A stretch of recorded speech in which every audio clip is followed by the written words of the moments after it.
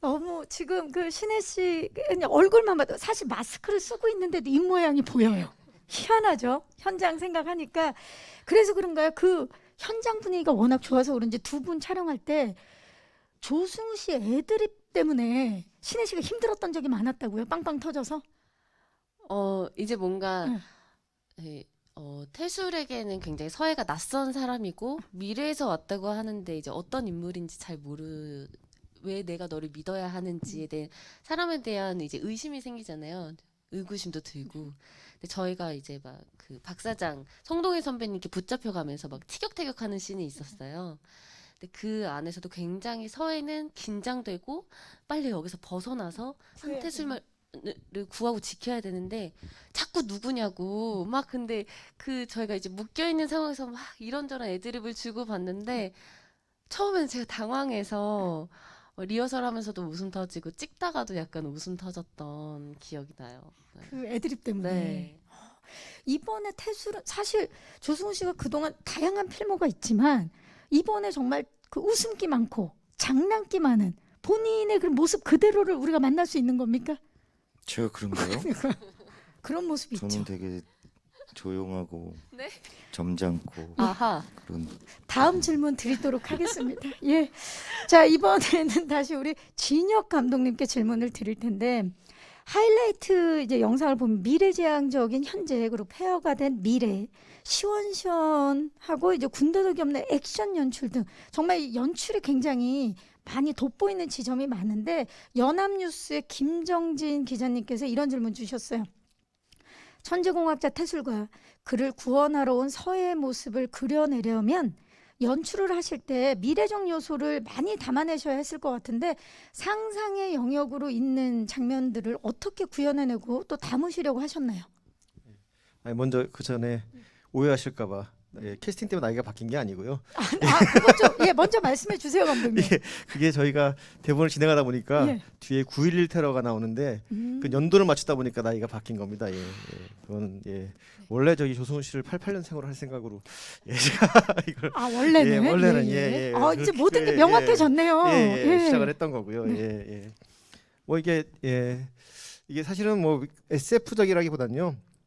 약간 그 미래라 그래서 무슨 막 화려한 그런 미래가 아니거든요. 디스토피아적인 미래고 실제로 벌어질 수 있는 사건을 기반으로 했기 때문에 굉장히 많은 전문가들의 도움을 받아가지고 상상을 또 해야 되지만 사실은 진짜로 벌어지는 것들은 굉장히 많은 연구를 했어요.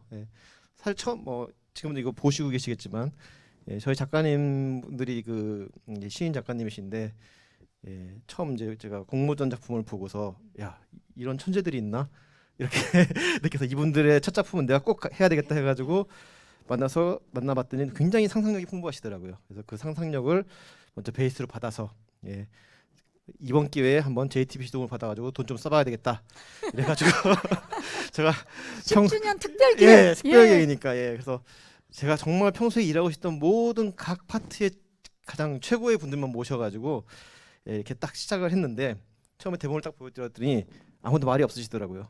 이런 걸 아무도 안 해봤다고.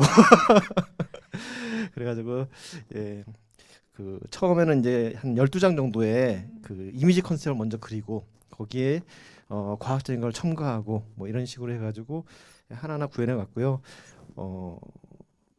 그 전쟁이라는 것도 설정을 해놨잖아요. 그래가지고 뭐 실제적인 사건들 예를 들어 체르노빌 같은 경우에 이제 이전 모습과 이후의 모습을 비교해 보기도 하고 또 인간이 사라진 도시에 대한 어떤 연구에 대한 논문 같은 것도 뒤져보고 그리고 또 뭐 이렇게 무기가 많이 나오거든요. 무기 박람회도 가보고 또 요즘 유튜브에 전문가들 많으시잖아요. 전문가들 다 초빙해가지고 물어보고 해서 어느 정도 리얼리티가 있는 미래를 만들려고 노력했습니다. 그야말로 뭐 배우분들뿐만이 아니라 모두에게 도전이 아니었을까 싶은데 그 도전 그리고 그 고민들은 고스란히 관객들에게 즐거움으로 선사가 되지 않을까라는 기대를 해 봅니다. 자, 이 조승우 씨께서 좀 전에 이제 말씀하실 때 대본 보면서 이미 막 6부 보면서 너무 재밌고 빨려 들어가서 이게 어떻게 구현될지 너무 궁금했다 하셨는데 이제 오늘 첫 방송을 앞두고 있는 지금 소감이 어떠세요? 굉장히 지금 격앙돼 있습니다. 근데 이렇게 차분할 수 있어요? 정말 이건 최고의 흥분한 모습이에요. 잠을 못 잤습니다. 아, 그 정도로요? 근데 이게 묘한 거는 네. 그 설렘과 약간 저는 또 두려움도 공존하고 있는 그쵸. 거예요. 예. 그 긴장감, 두려움, 그렇죠. 설렘. 예. 예. 예. 잠을 못 잤는데 이렇게 피부가 좋을 일입니까? 메이크업 했으니까요. 아, 예. 자, 우리 아시는 분이. 박신혜 씨는 첫 방송을 앞두고 본인이 이제 이게 그러면 대본에서 이런 모습이 이렇게 구현이 되겠구나 상상을 하잖아요. 그리고 촬영을 했고 오늘 이제 좀 전에 하이라이트도 받고 어떠세요? 상상했던 모습과 거의 비슷한 부분이 많은 것 같아요. 그리고 저 역시도 너무 긴장되고 굉장히 기쁘기도 하지만 설레이기도 하지만 한편으로는 뭔가 저희가 기존의 타임슬립물과는 또 다른 장르이기 때문에 과연 어떻게 받아들여 주실지에 대한 걱정이 되는 것도 사실이고요. 네. 근데 정말 많은 스태프분들이 고생을 많이 하셨거든요. 특히 저희 이제 미술팀과 소품팀이 정말로 고생을 많이 하셨어요. 이 폐허가 된 도시와 그리고 그런 미래적인 그런 모습을 이제 정말 생생하게 표현해 내시기 위해서 정말 많은 고생들을 하셔서 이런 모습들이 잘 담겨서 많은 시청자분들께 좀 더 리얼리티를 살려서 전달이 되었으면 하는 바람입니다. 맞아요. 그런 진짜 미술팀들의 노고에 힘입어 지금도 세트만 봐도 정말 입이 떡 벌어지는 그런 세트를 지금 만나보고 있는데 아무래도 이제 후반 작업이 많이 필요할 거고 촬영하는 것도 쉽지 않았을 텐데 신혜 씨는 어떠셨나요? 이 폐허가 된 미래 속에서 연기를 하셨는데 그 명동의 그 거리를 어느 정도 한 길이가 어느 정도 됐었죠? 그거 거의 큰 보도 한 블럭 정도의 정말로 실사랑 똑같이 세트를 지으셨어요. 그래서 그리고 그 외에는 이제 커다란 이제 블루 스크린으로 그 세트를 둘러싸고 있었는데 그래서인지 저는 그냥 그 안이 정말 명동 같았고 제가 가는 곳이 다 명동 거리인 것 같고 아마 보시면서 내가 저기 가봤던 매장인데 하는 그런 장소들이 장소가. 보일 거예요. 네.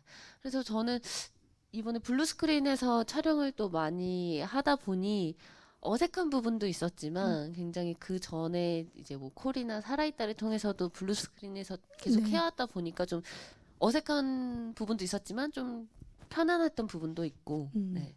시청자 여러분들도 보면서 저곳 내가 네. 아는 곳인데 내가 아는 곳인데. 내가 갔던 곳인데 네. 저 코스메틱 브랜드 내가 저 화장품. 저 화장품 내가 원 저기가 플러스 샀는데, 원, 원 플러스 원 내가 막 샀는데 네, 할수 이렇게 있는. 함께 하실 수 있죠. 네, 저랑 같이 가셨나요, 신혜 씨? 네. 느낌이 같이 간 것 같은데. 왠지 예.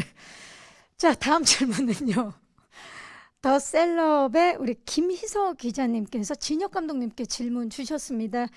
앞서 공개된 예고편에서 방탄소년단의 봄날을 배경곡으로 사용해서 화제가 됐는데 봄날을 선택하신 이유와 극중 내용과 연결 지점이 있는지 궁금합니다. 예.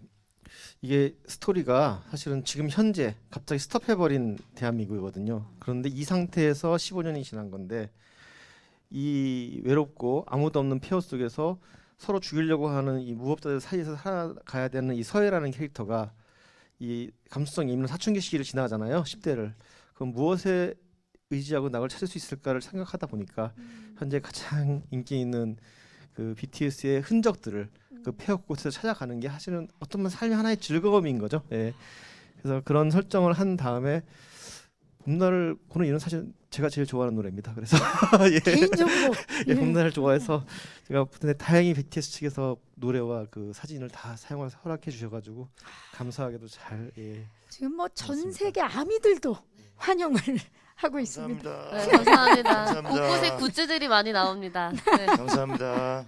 굿즈 수집이 서해의 유일한 이제 취미 생활이거든요. 그러니까 맞닿아 있네요. 네. 서해와. 네, 이제 또 어. 서해가 딱 그 전쟁이 났을 때가 11살 정도였기 때문에 맞나요? 그래서 딱 그때 아홉 살. 9살 예. 그때 딱 이제 아미로서 막 이제 막 시작하는 시작하는 나이였는데 이제 전쟁이 나면서 네. 물론 팬들분도 굉장히 중요하지만 이 서해라는 캐릭터한테는 그게 굉장히 어떻게 보면 그럼요. 유일한 삶의 그래서 사실은 인서트를 다 따진 못했지만 보시면 곳곳에 숨어 있습니다.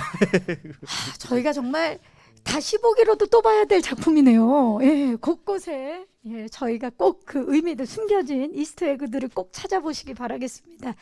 자, 앞서 공개된 1회 예고를 보니까 첫 회부터 태술에게 정말 다이나믹한 일이 벌어져요. 그 영상에서도 나왔지만 비행기 추락신 이 촬영할 때 또 에피소드가 많았을 것 같아요. 어땠나요, 조승우 씨?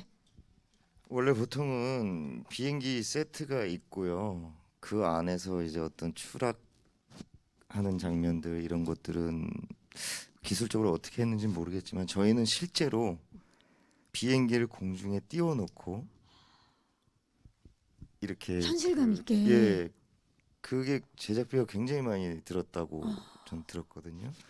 근데 그렇게 실제를 방불케 하는 그런 세트에서 연기를 하다 보니까 정말 처음에는 진짜 막 현기증이 나더라고요. 그쵸. 너무 힘들더라고요. 예, 근데 또 태술이는 거기서 아무렇지도 않은 척하면서 하잖아요. 그게 좀 힘들더라고요.